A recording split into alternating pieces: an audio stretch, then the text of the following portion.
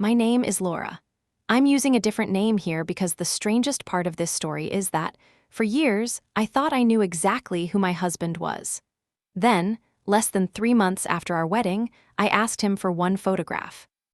He sent it. Something about it looked wrong. So I did a reverse image search. The picture was not his. That single image did not expose one lie.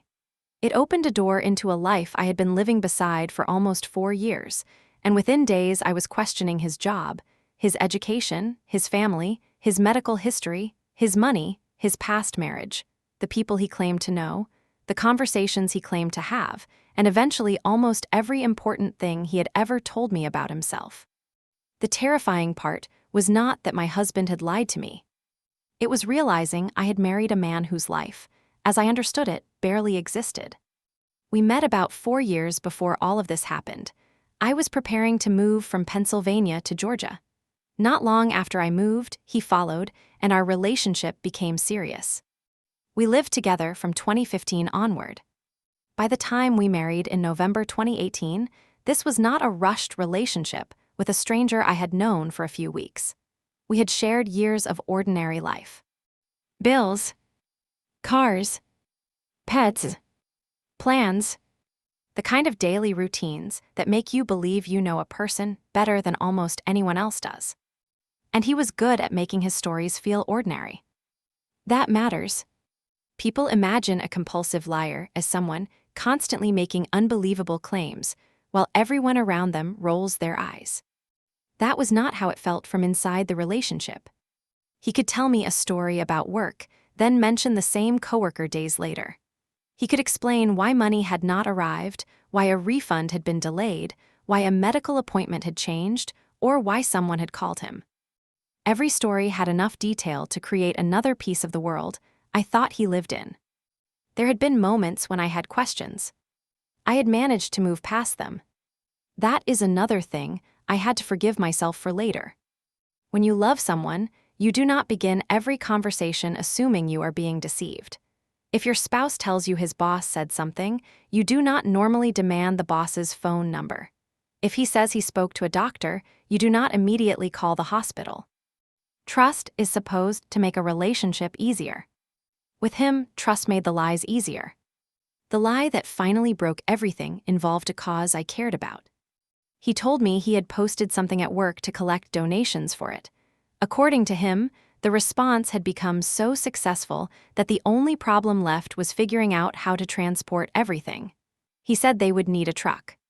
It was exactly the kind of story I wanted to believe. My husband had supposedly done something thoughtful for a cause that mattered to me. But there had already been too many promises. Too many things that somehow never became tangible. This time, I asked for evidence. I hated doing it. Even then, I felt guilty. I asked for a picture. He sent one. At first, that should have been the end of it. Except there was a small detail in the image that did not make sense. I stared at it long enough that my discomfort grew stronger than my guilt. Then I reverse searched it. The photo came from somewhere else. It was not his picture. I remember how simple the discovery was. No private investigator. No dramatic confession. No anonymous envelope. Just a picture and a search.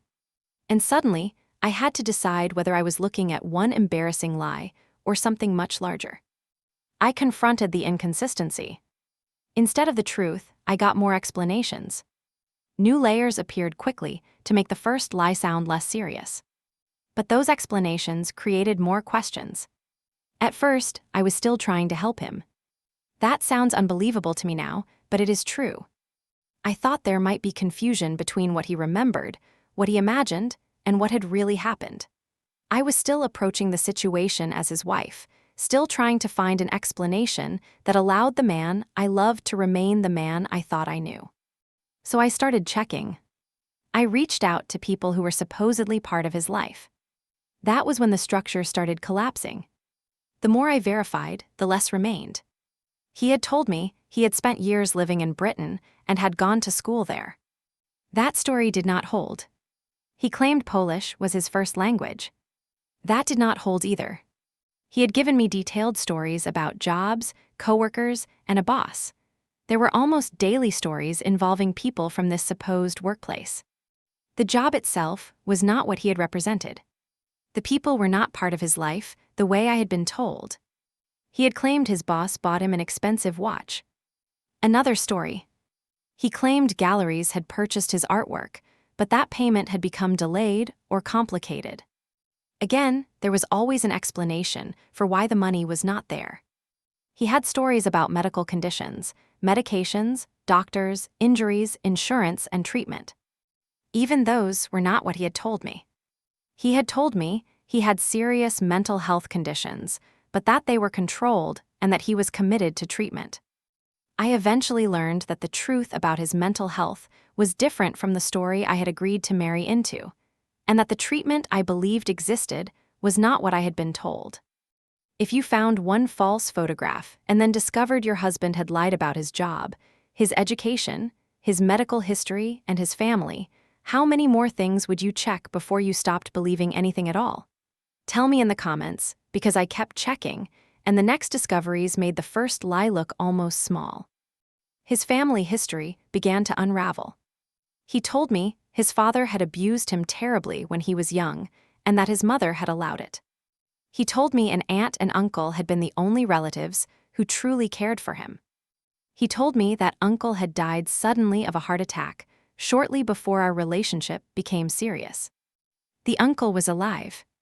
Think about what that means. I had not simply been given a wrong date or an exaggerated childhood story. I had responded emotionally to grief that had been invented. I had formed opinions about people in his family based on stories that were not reliable. He told me his aunt was a nun. He told me his brother worked for DARPA. He told me his father made furniture and was making pieces for us. He told me he had been in Berlin when the wall came down. He even told me he had met the Queen and had been commissioned to make artwork connected to the royal family. By the time I understood the scale, the question was no longer, which story is false? The question became, which parts were ever true? Money had its own collection of explanations. Refunds that could not be obtained. Expenses caused by injuries. Insurance that supposedly existed. Money connected to lawsuits. A property he said he had bought and then unfairly lost because taxes increased. When I learned more about his previous marriage, that story changed too. I discovered that financial problems in that family had been much more serious than he had admitted. I also learned that the divorce he had presented as ancient history had not been finalized until shortly before our wedding. That alone would have mattered to me before I married him. He had told me his ex-wife had cheated repeatedly. By this point, I no longer knew what to accept about any story in which he was always the injured person and someone else was always responsible. The ordinary lies were almost worse. A stranger supposedly damaged our car and drove away. He said he filed a police report. A nurse supposedly told him something important about my father's medical case. A camera repair person supposedly gave him discounts. A counselor supposedly agreed with whatever point he happened to be making in an argument with me. Over and over, the world conveniently confirmed his version of events. Once I saw the pattern, I could not stop seeing it. Every time he needed credibility, an invisible person appeared to support him. A boss, a doctor, a counselor, a nurse, a relative, a coworker. And when I finally began contacting real people, those supporting characters disappeared. Within a few days of pulling at the threads, I had enough information to understand that the marriage I thought I had entered was based on enormous deception. But knowing that intellectually and feeling it emotionally were two different things. On the day I found out for sure, I still had responsibilities. About 15 minutes after realizing how much of my husband's life had been fabricated, I stood in front of a class of roughly 200 undergraduate students and taught. Then I began a day-and-a-half job interview for the next stage of my career. I somehow got the job. I think about that day now because it shows how strange crisis can be. Your private world can collapse at 10 in the morning, and at 10:15 someone still expects you to speak clearly and answer questions. For the next several months, getting out became its own full-time problem. My name was on the apartment lease. I held the title to both cars. Much of what we owned had been purchased with money I earned or with my savings. He received disability income, but it was not enough to support the life we had been living. We also had 2 kittens. Even that became something I worried about. I wanted to leave without turning the situation into another opportunity for him to regain control. I connected with his former wife because I needed to understand more of what was real. The more I learned, the more I realized I had not been as safe as I had believed. There was no single dramatic moment when all of this became emotionally easy. For a while, I had to keep reminding myself that the person standing in front of me was not the person I had believed him to be. That sounds obvious. It was not. 4 years of memories do not disappear because you discover the explanations underneath them were false. Your mind still recognizes the voice, the routines, the face, the person who sat beside you at dinner. Then another part of your mind has to interrupt and say, you cannot interpret him using the old information anymore. At some point, I moved into an extended stay hotel. I researched the legal process. I had initially wondered whether I needed a divorce or whether the level of deception could justify an annulment. Eventually, I prepared and filed the paperwork myself. About 2.5 months after the discovery, the marriage was annulled on the basis of fraudulent coercion to marry. That phrase mattered to me. Fraudulent coercion to marry. Because I had spent so much time asking myself whether I was being unreasonable for caring about individual lies. The legal ending recognized something larger. I had made the decision to marry based on a version of another person that had been deliberately constructed for me. A few weeks after the annulment, I moved my belongings out of the apartment. I moved to a new city. I started the new job I had interviewed for on the day everything collapsed. And yes, I kept the kittens. He continued trying to contact me for months. By late June, I had finally made it clear that continued contact would not bring me back. There was no revenge scene where I stood in front of his friends and read a list of every lie. There was no moment where he publicly confessed. The payoff was quieter. I stopped allowing his explanations to decide what reality was. I had the marriage legally erased. I removed myself from the home. I took the career opportunity. I moved cities. And I built a life in which I no longer needed to verify whether the person beside me had actually gone to work, spoken to a doctor, talked to a relative, or lived the childhood he described. For months afterward, and even sometimes later, I would remember something he had told me and wonder whether that memory belonged to reality or to one of his stories. It took about 6 months before I felt I had truly accepted that the husband I thought I had married had never existed in the form I knew him. That was the deepest betrayal. Not the fake job. Not the invented uncle. Not the picture. Not even the false medical history.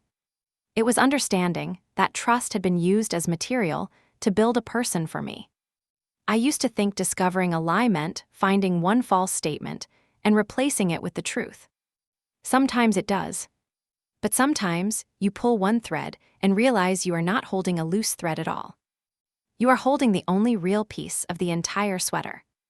I asked my husband for one photograph because I wanted reassurance. He sent it because he thought one more piece of evidence would make me stop asking questions. Instead, that picture was the first thing he gave me that finally led me to the truth.